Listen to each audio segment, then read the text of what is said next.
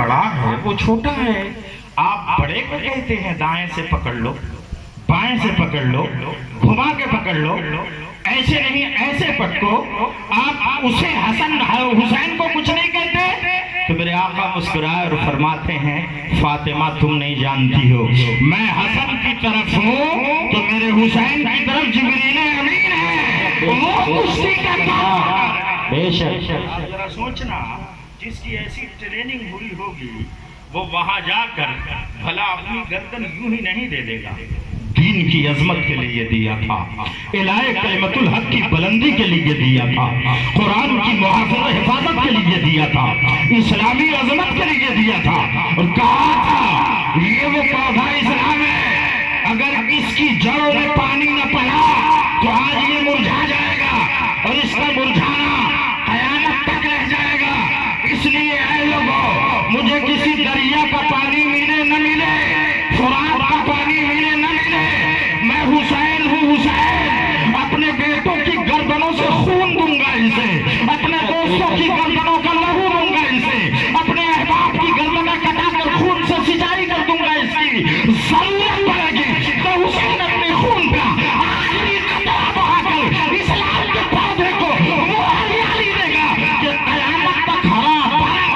बेशक सुभान अल्लाह, बहुत खूब। नौहा सुनाता फिरता, तारों से अश्क बहाता फिरता, इमदाद न करते जो करबल में हुसैन, इस्लाम तेरा ठोकर खाता फिरता। बेशक जरा सोचें और गौर करें, एक बार दरूद पाक पढ़िए। अल्लाहुम्मा सल्ली अला सय्यिदिना शफीना हबीबना मौलाना मुहम्मद बारिक वसल्लम सल्लल्लाहु अलैहि वसल्लम या रसूलुल्लाह सल्लल्लाहु अलैहि वसल्लम। मुझे बहुत उजलत थी, शायद कई बार तकरीरें मेरी हुई है, बचपन में 3-4 बार मैंने यहाँ तकरीर करी, जब मेरी दाढ़ी मोछ के रेख नहीं आए थे कभी तकरीर करी थी।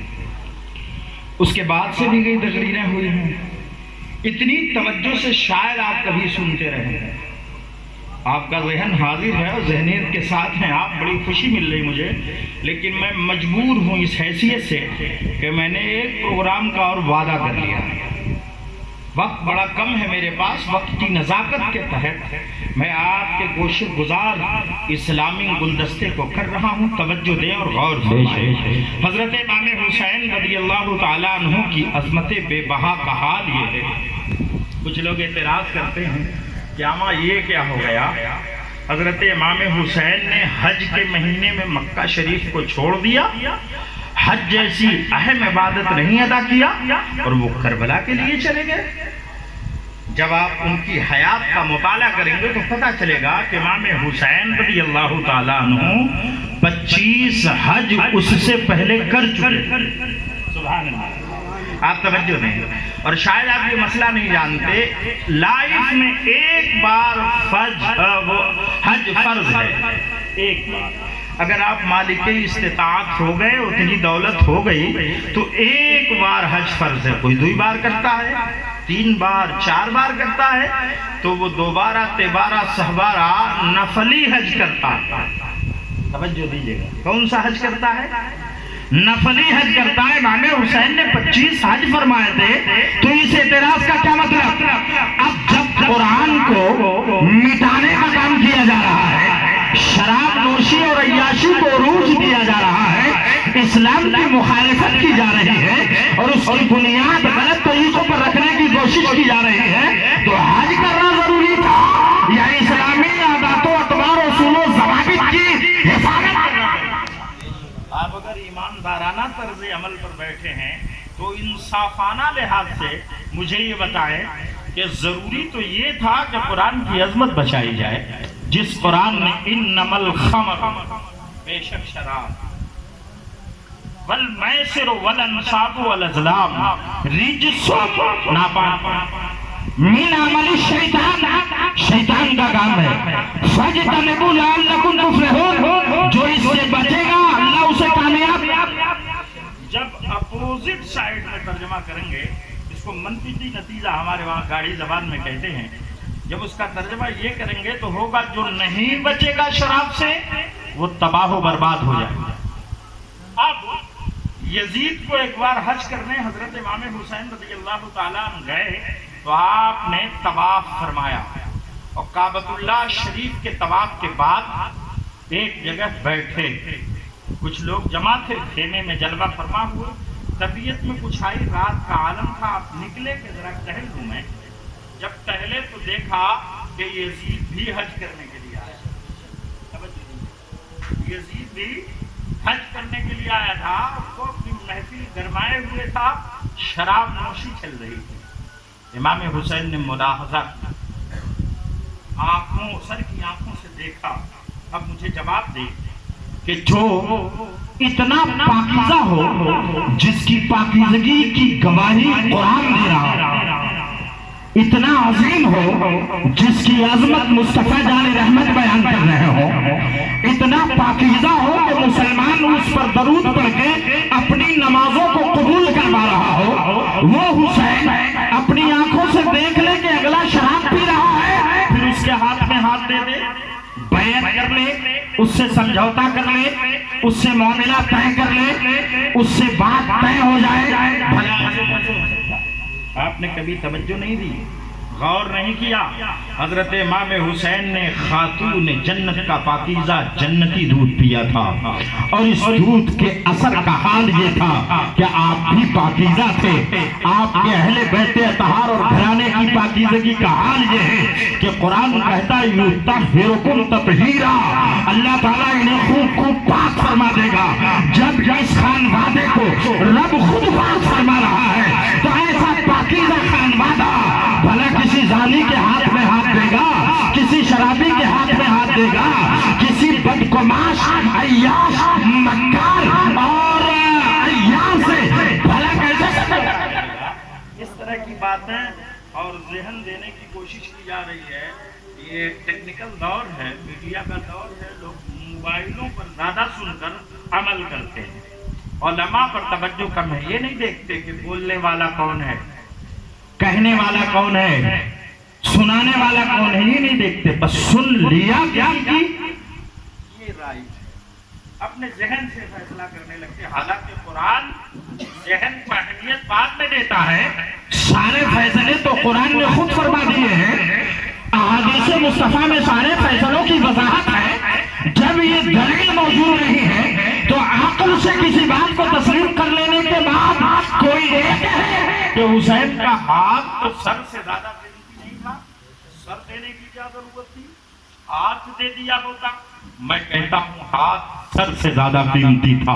حضرت امام حسین رضی اللہ تعالیٰ عنہ جب مکہ شریف سے کربلا کے لیے روانہ ہوئے تھے تو عربی ایک شاعر ہے فرزق، راستے میں اس کی ملاقات ہوئی تھی. اس نے کہا تھا آقا حسین نہ جائیں، اس لیے کہ کوفہ والے اپنا دل آپ کے ساتھ رکھتے ہیں، تلواریں یزید کے ساتھ ہیں. میں نے حضرت مسلم بن عقیل کی لاش کو لٹکتے دیکھا ہے. حضرت امام حسین کا جواب سنیے، ایمان تازہ ہو جائے گا. ارشاد فرماتے ہیں تم نے میرے بھائی مسلم بن عقیل کی لاش لٹکتے دیکھی ہے، کسی کے سامنے جھکتے تو نہیں نہ دیکھا ہے، جھکا تو نہیں تھا، صرف لٹک رہا تھا. حسین بھی نہیں جھکے گا، لٹک جائے گا، مگر اپنے نانا کی دین، قرآن کی عظمت، اسلام کا تحفظ ضرور بھی ضرور دکھائے گا. بے شک بے شک. وہی ہوا. آج اس نام پاک کا جو جلوہ ہے، یزید تھا، حسین ہے. یزید اب نہیں ہے. اگر یزید ہوتا تو پیدا ہونے کے بعد کوئی اپنے لال کا نام یزید رکھ لیتا. توجہ کریے گا، یزید سے پہلے یزید تھے. یزید کے چچا کا نام یزید تھا، بڑے بہادر تھے وہ. مگر جب اس نے یہ گھناؤنی حرکت انجام دی ہے تو لوگوں نے اپنے بچوں کا نام یزید رکھنا بھی بند کر دیا ہے، اور شوق سے اپنے بیٹوں کا نام غلام حسین، احمد حسین، مظفر حسین رکھتے ہیں تاکہ دنیا جان جائے کہ حسین آج بھی زندہ ہے، اس لیے کہ ان کا نام. بے شک بے شک. آپ ذرا سوچیے اور غور فرمائیے. چاہتے ہیں کہ امام حسین کی تابعداری، اطاعت، شیاری، فرما برداری کے ساتھ زندگی گزاری جائے تو ان کا جیون پریشہ پڑھنا پڑے گا، ان کی حیات طیبہ کا مطالعہ کرنا پڑے گا، اور بڑھ کر اپنے اندر حسینی رنگ لے آئے. اپنے جذبات، احساسات، اپنے حالات کو بدلنے کی کوشش کریں. ورنہ نام بھلے احمد حسین ہے، مظفر حسین ہے، بڑھاپے کی حد کو پہنچ گئے، پیر قبر میں لٹکنے والا ہے، حالات یہ کہ چہرے پر داڑھی بھی شریعت کے مطابق نہیں آئی، حالات یہ ہے کہ صرف جمعہ پڑھنے جاتے ہیں، 5 وقت نماز پڑھنے کی بھی توفیق نہیں ہوئے، حالات یہ ہے کہ قرآن پڑھ نہیں پائے۔ مجھے تو اب تعجب ہوتا ہے، اس لیے کہ انڈیا کے بہت سارے لوگ سعودیہ، کویت، عمان وغیرہ جاتے آتے رہتے، بغداد وغیرہ، رات میں 1 گھنٹے میری زیادہ بات عرب میں رہنے والے لوگوں سے ہی ہوتی ہے، اپنے دکھ تکلیف کا وہ معاملہ اجاگر کرتے ہیں، بات ہوتی ہے، دیکھتا ہوں میں، وہ کہتے میں اتنے دنوں سے ہوں، مجھے عربی معلوم ہے، میں 4 سال رہ کے آیا ہوں، پھر وہاں جانے والا عربی معلوم ہے، اور اگر ان سے کہا جائے کہ ذرا قرآن پڑھیے تو نہیں پڑھا۔ کیا ہوا؟ آپ کو بھی کچھ ہو گیا؟ توجہ دیجیے گا، تقریر میری پھسل لینا پائے، میں 5 سے 10 منٹ اور بولوں۔ توجہ دیں گے، عرب میں 4 سال رہے تو کہتے ہیں عربی آتی ہے اور قرآن کی تلاوت گھر نہیں کر پاتے۔ کون سی عربی ہے؟ زبان تو ایک ہی ہے، حالانکہ اس دنیا میں دادا آدم 9 لاکھ دوبارہ لے کر آئے۔ کتنی؟ انٹرنیشنل زبان کی عربی، انٹرنیشنل زبان، اب انگلش ہو گئی ہے انٹرنیشنل، اب دوسرے نمبر پر عربی ہے، پہلے نمبر پر انگریزی ہے، لیکن عربی کے حالات یہ ہیں کہ ہم قرآن جیسا پاکیزہ کلام پائے وہ بھی اللہ کا، جس کی فصاحت اور بلاغت کا جواب نہیں ہے۔ عرب میں کوئی ایسا لال پیدا نہیں ہوا جو ایسی عربی بول پائے جیسا قرآن میں میرے رب نے نازل کیا ہے، اور پھر اس کی تلاوت نہیں کر پاتے، وہ کہتے ہیں عربی معلوم ہے۔ مجھے بتائیے، یہ حسین اور یہ حسینیت ہے؟ یہ حسین سے محبت ہے؟ ہرگز نہیں۔ آپ اپنی عمر کے کسی چھوٹے حصے میں، جیسے آپ یوٹیوب پر کوئی پکچر دیکھتے ہیں، دھاراواہک دیکھتے ہیں، کوئی ویڈیو دیکھتے ہیں، آپ اس وقت اگر 10 منٹ نکالیں تو 10 دن نہیں لگیں گے، آپ بآسانی عربی سیکھ جائیں گے۔ اس سے بھی تمام ٹیچر فیس ٹو فیس بیٹھے ہیں، جیسے آپ چاہیں گے سیکھ جائیں گے، لیکن آپ نے کبھی توجہ نہیں دی، اس لیے کہ آپ کے پاس فرصت نہیں ہے۔ اے میرے یاروں، جس قرآن کو کربلا میں اپنا خون دے کر حسین نے بچایا تھا، جس قرآن کے حرف بحرف پر حسین نے اپنی عادات کو ڈھال دیا تھا، قرآن کی آیت ہے، حسین کی ذات اس کی تفسیر ہے، قرآن کی آیت تھیوری ہے، حسین کی ذات پریکٹیکل ہے۔ حسین اعظم نے اپنی حیات میں قرآنی سانچے میں ڈال کر دنیا کو بتایا وہ تھیوری ہے، میں پریکٹیکل ہوں، اور کائنات جان جائے کہ جب نواسے کے عمل کا قرآن پر یہ عالم ہے تو نانا کے عمل کا کیا عالم رہا ہوگا۔ غلامی کا پٹا گلے میں ہے تو کم سے کم قرآن سمجھ میں نہیں آتی تو قرآن پڑھنا اور تلاوت کرنا بے شک بے شک، سبحان اللہ۔ ہوگا تب نہ بات سمجھ میں آئے گی۔ آپ کو تو ایسا لگتا ہے کہ 750 800 1000 روپے فیس دے کر میتھمیٹکس ہی کی کوچنگ کرانا ٹھیک ہے۔